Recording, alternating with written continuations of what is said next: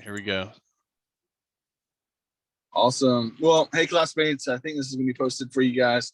We are talking about the article that we all read about reading the Bible in the home. And so, it's an interesting topic. Actually, this topic came up earlier this past week with another peer of mine, and and it was blown away to hear the national standard of like family worship or this happening in the homes is like 10%.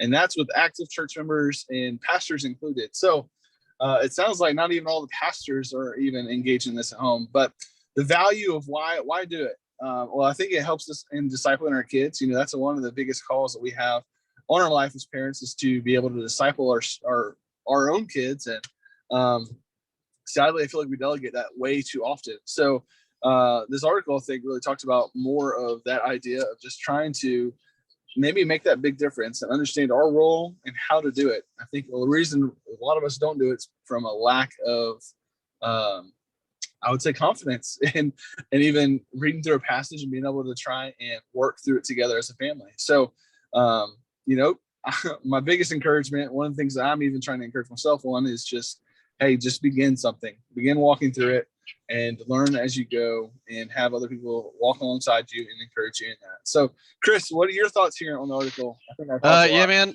So it to me, when we need to start decide, like you talked about discipleship within the families and training other families, and so that's kind of like the vision that I'm moving in our church is we need to, instead of trying to make like a youth group like a separate church, from the church, which has been like the way that it's been done. I think it seems like, anyway, like with the youth group that I grew up in and other ones I've seen, instead of us doing that, we're trying to move into a family ministry style where we're training and equipping parents to do that discipleship with their children and not necessarily falling on me or a youth leader. And so it was really important to see that, hey, we need to start training people to read the Bible, because it's like anything else. We give people, into the church and we say, okay, here's the Bible, read it.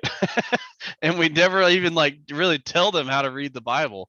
And you wouldn't give a mechanic, say, okay, here's this car, here's the manual for it, fix it, So anyway, I think that it's really important that we start training these parents how to disciple children and not just, throw them a bone. Here's the Bible, read it with your family, and then they say, okay, it's not that important to them, so oh well, and they move on. So yeah, sounds good. I think it's good. Well, thanks, man. Yep. Appreciate your input.